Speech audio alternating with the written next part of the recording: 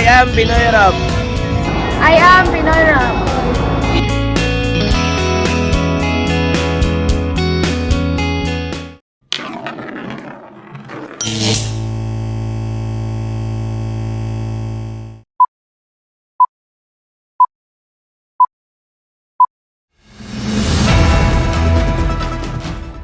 For the headlines.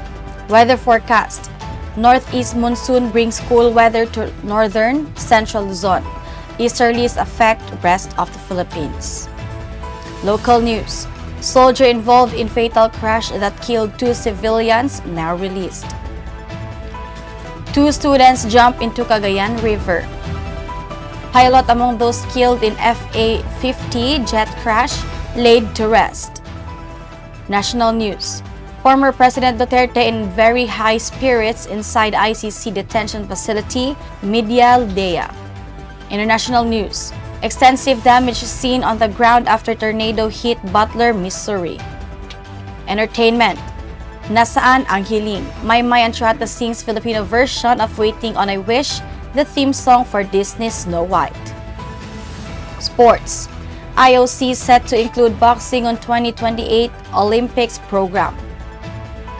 International feature. Mount Fuji hikers to be charged $27 on all trails. National feature.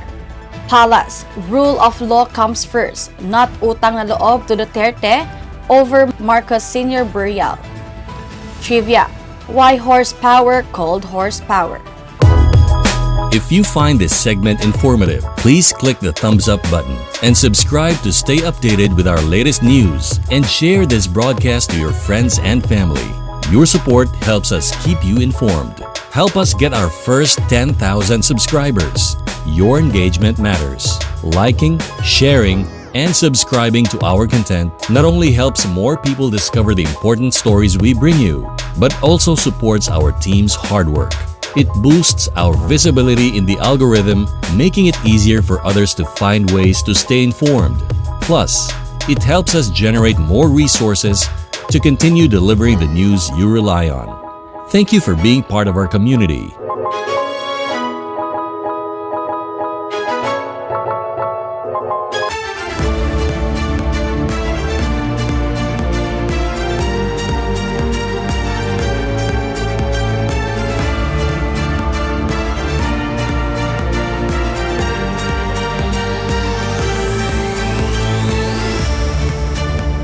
Good morning, Philippines. Magandang umaga, Luzon, ug mayong adlaw, Visayas ug Mindanao.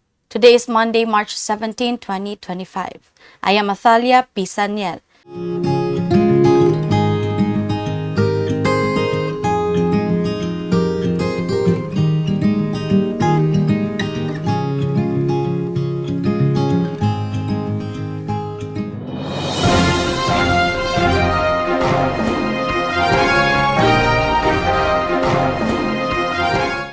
Local news. Soldier involved in fatal crash that killed 2 civilians now released.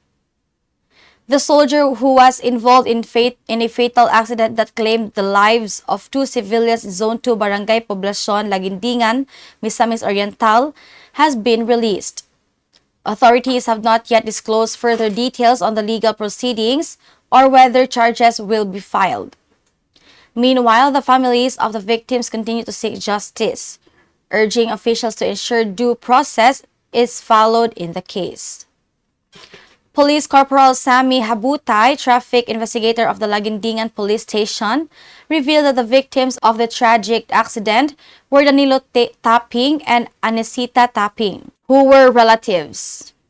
Based on the investigation, the multicab driven by Danilo had already gained speed and was about to turn left on the highway when it was hit by an army truck driven by Army Corporal Revas Elvis Dandan. As a result, Danilo sustained severe injuries and was declared dead on arrival at Alubihid OWA Hospital. Meanwhile, Anesita also lost her life a few hours later while being treated at the Northern Mindanao Medical Center. 2 students jump into Cagayan River. The City Disaster Risk Reduction Management Department Urban Search and Rescue Unit is still conducting search and rescue operations for two female students from a major university near Maharlika Bridge in the city last night.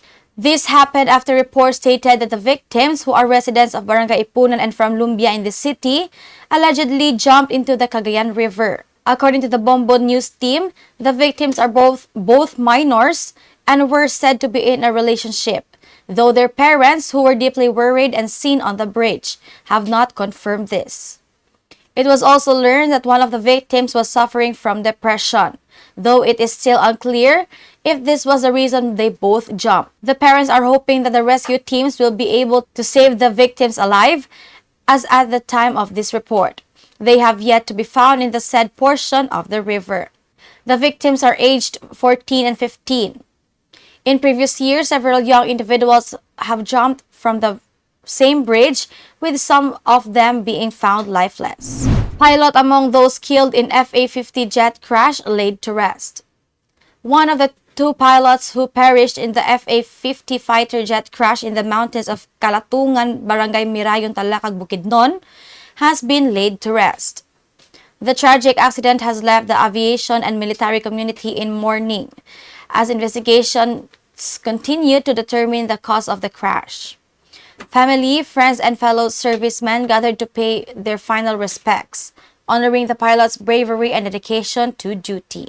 This comes after nearly a week for the late First Lieutenant April John Dadula, whose remains were covered along with Major Jude Dadula from the crash site on March 3 of this year. Philippine Air Force Tactical Operations Wing Eastern Mindanao Commander Colonel Ryan Rainey Sonza revealed that senior officials from their headquarters personally attended the final rites for the Dula. He was laid to rest this morning at a private cemetery in Manolo Fortich, Bukidnon.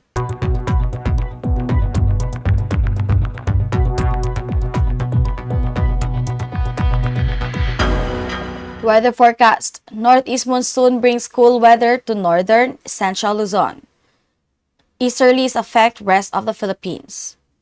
The Northeast Monsoon continues to affect Northern and Central Luzon, bringing cool temperatures, moderate to strong winds, and light rains, while easterlies influence the rest of the country, according to the Philippine Atmospheric, Geophysical, and Astronomical Services Administration. Pag-asa reported that the Northeast Monsoon will bring cloudy skies with light rains to Cagayan Valley, Cordillera Administrative Region, Ilocos Region, and Central Luzon. Cooler mornings and gusty conditions are expected, particularly in elevated areas. Meanwhile, the easterlies, or warm and humid winds from the Pacific Ocean, will bring partly cloudy to cloudy skies with isolated rain showers and thunderstorms over Metro Manila, Visayas, Mindanao, and the rest of Luzon. Residents are advised to stay alert for possible sudden downpours and thunderstorms in the afternoon or evening. Pag-asa reminds the public to stay updated on weather advisories and take precautions, especially in areas prone to rain-induced landslides or flooding.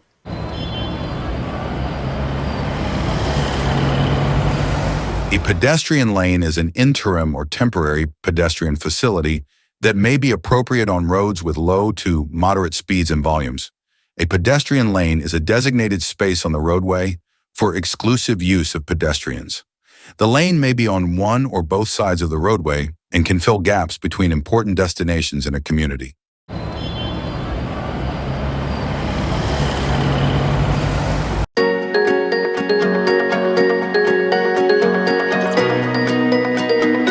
Washing hands can keep you healthy and prevent the spread of respiratory and diarrheal infections. Germs can spread from person to person or from surfaces to people when you touch your eyes, nose, and mouth with unwashed hands.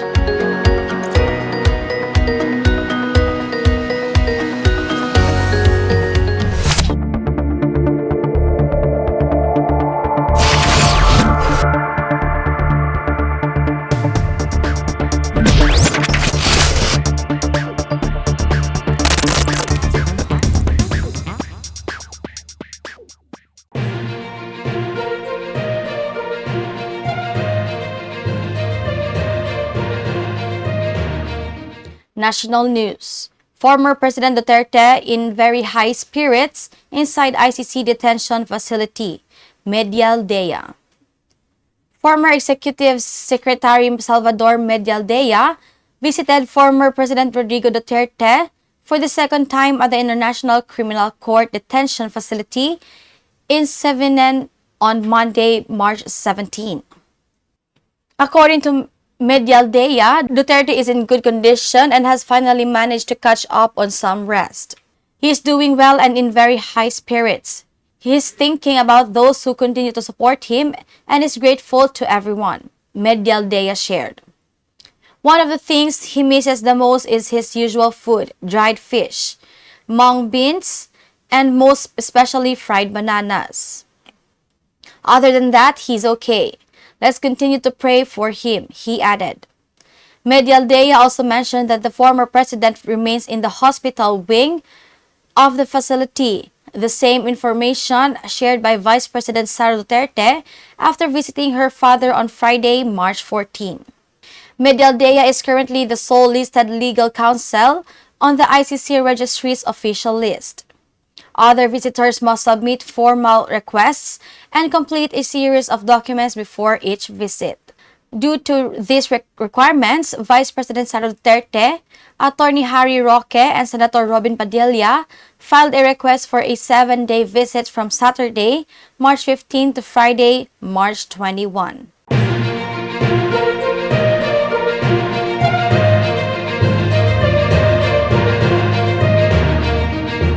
International news. Extensive damage seen on the ground after tornado hit Butler, Missouri.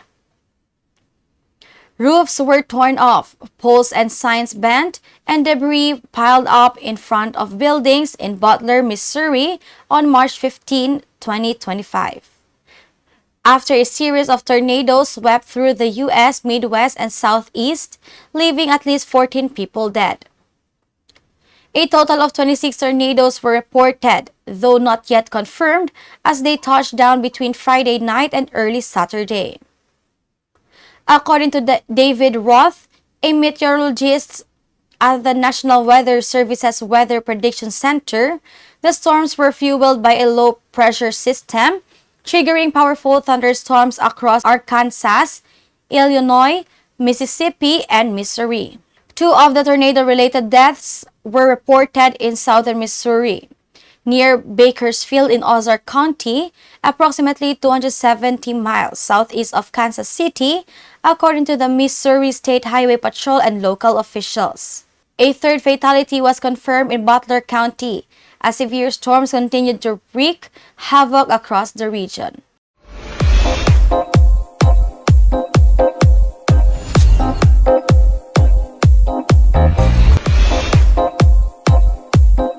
Entertainment. Nasaan Ang Hiling. Maymay Entrata sings Filipino version of Waiting on a Wish, the theme song for Disney's Snow White. Mirror, mirror on the wall, who's the fairest of them all? Disney has chosen the enchanting voice of Maymay Entrata to sing the Filipino version of Waiting on a Wish, the theme song for the upcoming live-action adaptation of Snow White. The ABS-CBN actress, singer, TV host, and Pinoy Big Brother Lucky 7 big winner is set to bring her own magic to the beloved fairy tale, making her part of the prestigious lineup of artists featured in Disney's soundtracks. This strong-willed and courageous Mindanao native has added another milestone to her career, as Disney Southeast Asia handpicked her to perform the localized version of the theme song for the live-action Snow White. The Filipino rendition, titled Nasaan Ang Hiling, showcases Maymay's captivating vocals and brings a touch of local artistry to the beloved fairy tale classic. The 2025 remake of Disney's iconic film features Rachel Zegler as Snow White and Gal Gadot as the Evil Queen. Directed by Mark Webb, this live-action adaptation reimagines the beloved 1937 animated classic, Snow White and the Seven Dwarfs. The film follows the story of a princess declared by the magic mirror as the fairest of them all, who teams up with the Seven Dwarfs to free her kingdom from the tyranny of the wicked stepmother, the evil queen.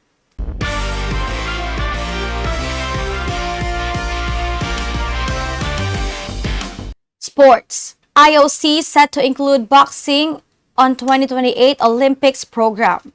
Boxing will be part of 2028 Los Angeles Olympics following the selection of a new governing body, IOC President Thomas Bach announced on Monday. The move comes after the International Boxing Association was stripped of its Olympic recognition due to governance concerns. With a new organization now overseeing the sport, boxing is set to maintain its historic Olympic presence at the LA 2028 Games. IOC President Thomas Bach announced that the Executive Board has approved boxing's inclusion in the 2028 Los Angeles Olympics after officially recognizing World Boxing as the sport's new governing body. This decision marks the end of years of division over boxing's governance, following the removal of the International Boxing Association due to governance concerns. With World Boxing now overseeing the sport, boxing is set to maintain its place in the Olympic program.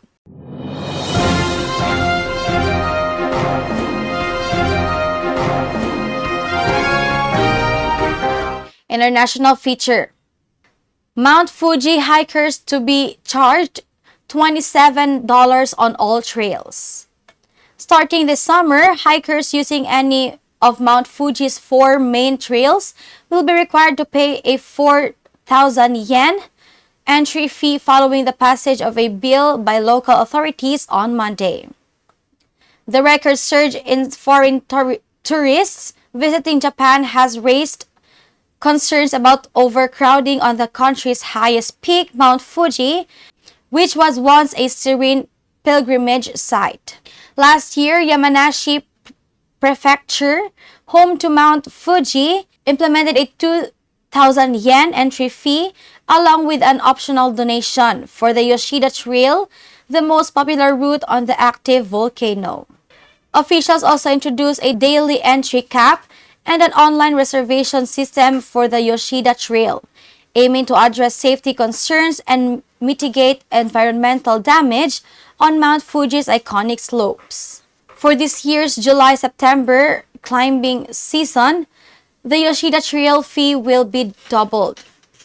Meanwhile, Shizuoka Prefecture passed a bill on Monday to introduce a 4,000 yen fee for its 3 trails, which were previously free.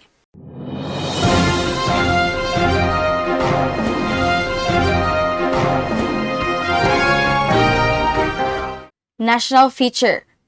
Palace. Rule of law comes first, not utang na loob to Duterte over Marcos Sr. burial.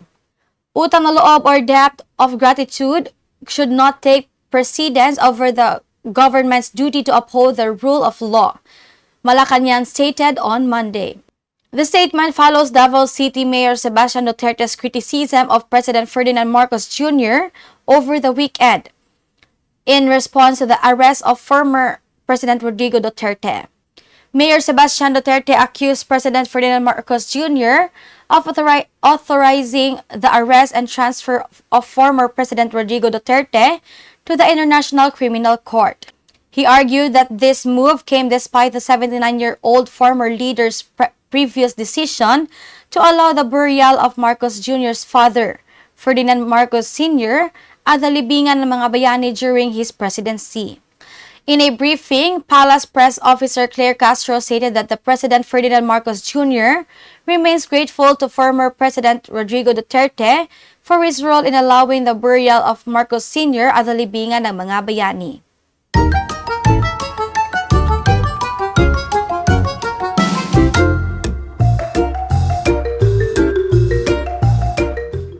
Trivia. Why horsepower called horsepower?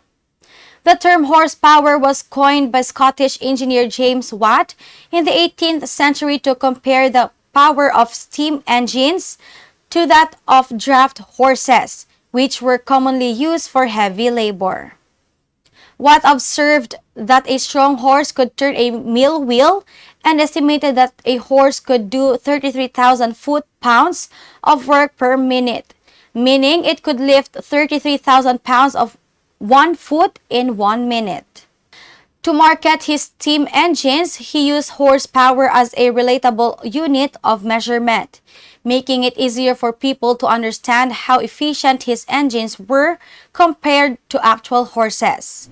And that was the information we got from here and abroad. Keep listening and watching. Please subscribe Pinoy Rob on YouTube channel and follow us on Facebook. And please tune in for our segment, Wow Pinoy, and have a wonderful day.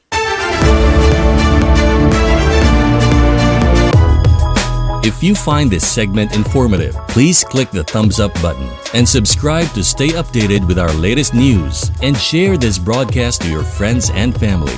Your support helps us keep you informed. Help us get our first 10,000 subscribers. Your engagement matters. Liking, sharing, and subscribing to our content not only helps more people discover the important stories we bring you, but also supports our team's hard work. It boosts our visibility in the algorithm, making it easier for others to find ways to stay informed. Plus, it helps us generate more resources to continue delivering the news you rely on. Thank you for being part of our community.